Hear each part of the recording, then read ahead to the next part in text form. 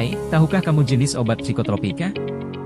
Psikotropika adalah zat atau obat yang bekerja menurunkan fungsi otak serta merangsang susuan syaraf pusat sehingga menimbulkan reaksi berupa halusinasi, ilusi, gangguan cara berpikir, perubahan perasaan yang tiba-tiba, dan menimbulkan rasa kecanduan pada pemakainya.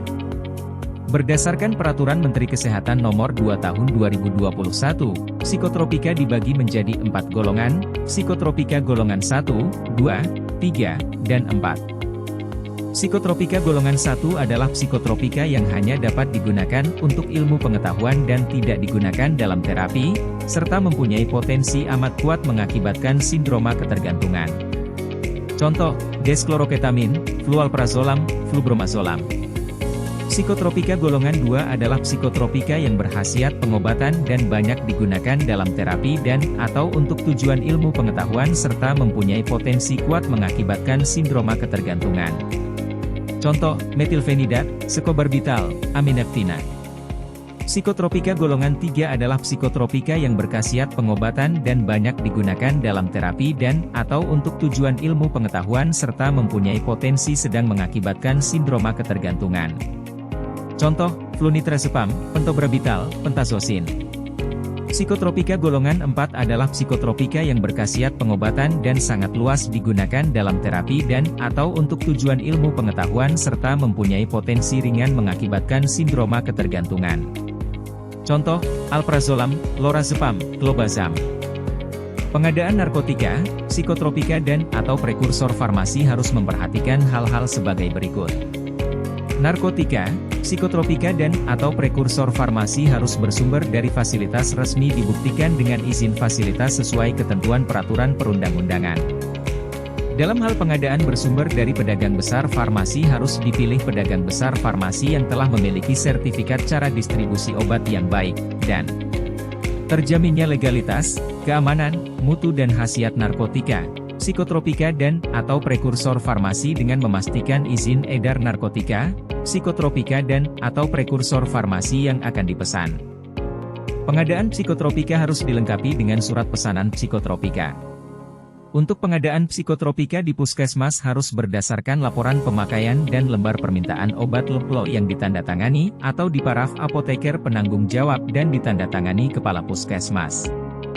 Surat pesanan dapat dibuat menggunakan sistem elektronik dan manual. Surat pesanan elektronik. Sistem elektronik harus bisa menjamin otoritas penggunaan sistem hanya oleh penanggung jawab fasilitas pelayanan kefarmasian. Mencantumkan nama sarana sesuai izin, disertai nomor izin, dan alamat lengkap, termasuk nomor telepon, faksimili bila ada, dan stempel sarana.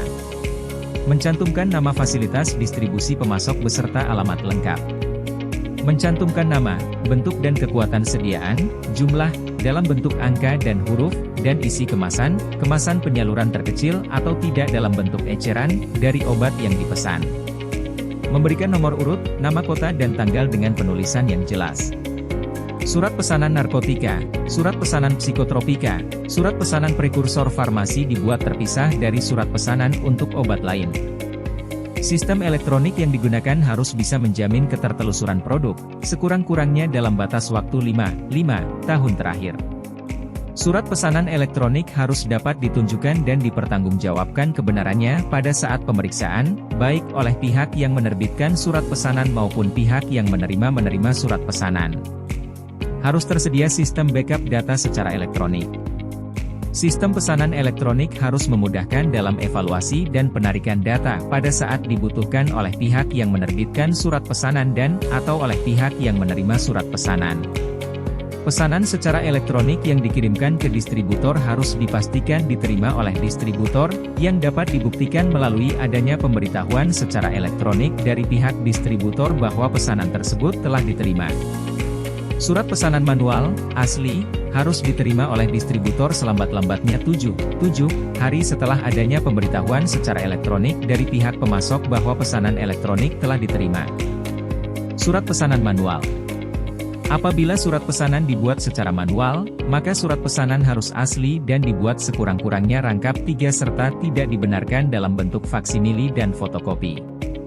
2 rangkap surat pesanan diserahkan kepada pemasok dan 1 rangkap sebagai arsip. Ditandatangani oleh apoteker, tenaga teknis kefarmasian penanggung jawab, dilengkapi dengan nama jelas, dan nomor surat izin praktik apoteker, SIPA, surat izin praktik tenaga teknis kefarmasian, SIP, sesuai ketentuan perundang-undangan. Dicantumkan nama sarana sesuai izin, disertai nomor izin, dan alamat lengkap, termasuk nomor telepon, faksimili bila ada, dan stempel sarana. Dicantumkan nama fasilitas distribusi pemasok beserta alamat lengkap. Dicantumkan nama, bentuk dan kekuatan sediaan, jumlah, dalam bentuk angka dan huruf, dan isi kemasan, kemasan penyaluran terkecil atau tidak dalam bentuk eceran, dari obat yang dipesan. Diberikan nomor urut, nama kota dan tanggal dengan penulisan yang jelas. Surat pesanan narkotika, surat pesanan psikotropika, surat pesanan prekursor farmasi dibuat terpisah dari surat pesanan untuk obat lain. Sesuai ketentuan peraturan perundang-undangan. Arsip surat pesanan narkotika, surat pesanan psikotropika dan/atau surat pesanan prekursor farmasi harus disimpan sekurang-kurangnya selama 5 tahun berdasarkan tanggal dan nomor urut surat pesanan. Arsip LP/LPO disimpan sekurang-kurangnya selama 5 tahun berdasarkan urut bulan LP/LPO. Arsip surat pesanan psikotropika ini harus dipisahkan dari arsip surat pesanan obat lain.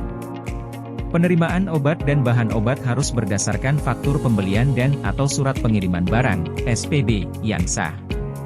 Penerimaan obat oleh puskesmas dari instalasi farmasi pemerintah daerah harus berdasarkan LP/LPO. Penerimaan obat dan bahan obat harus dilakukan oleh apoteker, tenaga teknis kefarmasian penanggung jawab.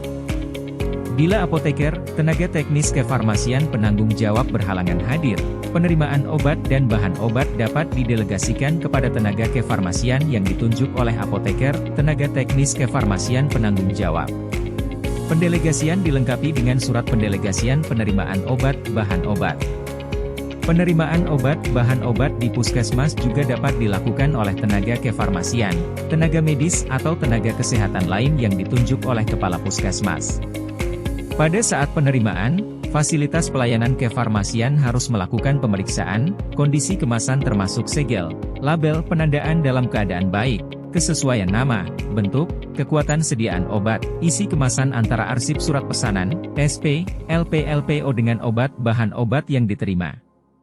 Kesesuaian antara fisik obat bahan obat dengan faktur pembelian, LP/LPO dan/atau surat pengiriman barang, SPB, yang meliputi kebenaran nama produsen, nama distributor, nama obat bahan obat, jumlah, bentuk, kekuatan sediaan obat, dan isi kemasan, nomor batch dan tanggal kadaluarsa.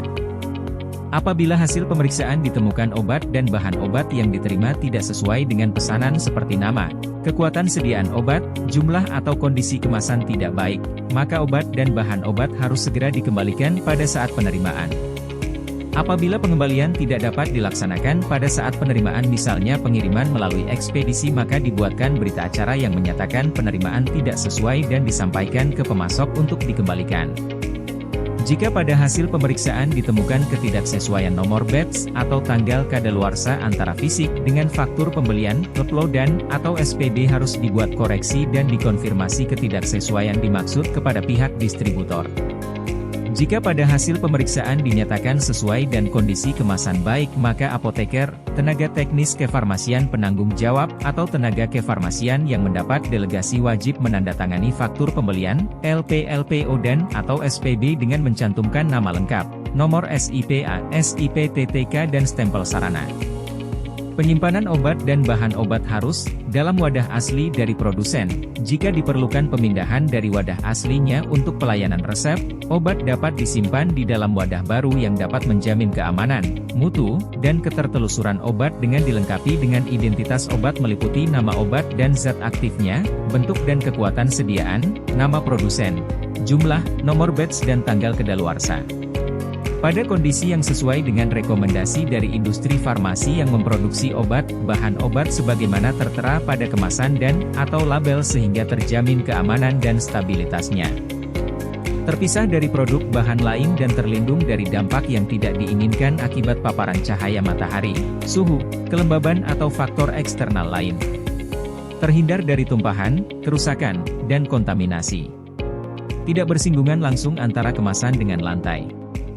Memperhatikan bentuk sediaan dan kelas terapi obat serta disusun secara alfabetis.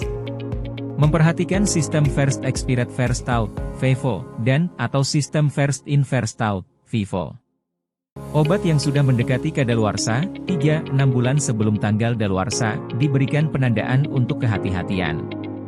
Penggunaan dihentikan jika sisa masa kadaluarsa kurang dari masa pemakaian yang dibutuhkan oleh pasien untuk menghabiskan obat. Dan tempat penyimpanan obat dilengkapi label identitas obat, nama, bentuk sediaan, dan kekuatan, maka harus dipastikan label identitas obat pada tempat penyimpanan sesuai dengan identitas obat yang disimpan di dalamnya. Pelaporan psikotropika dalam bentuk obat jadi dilaporkan ke Dinas Kesehatan Kota, Provinsi dengan tembusan Balai POM.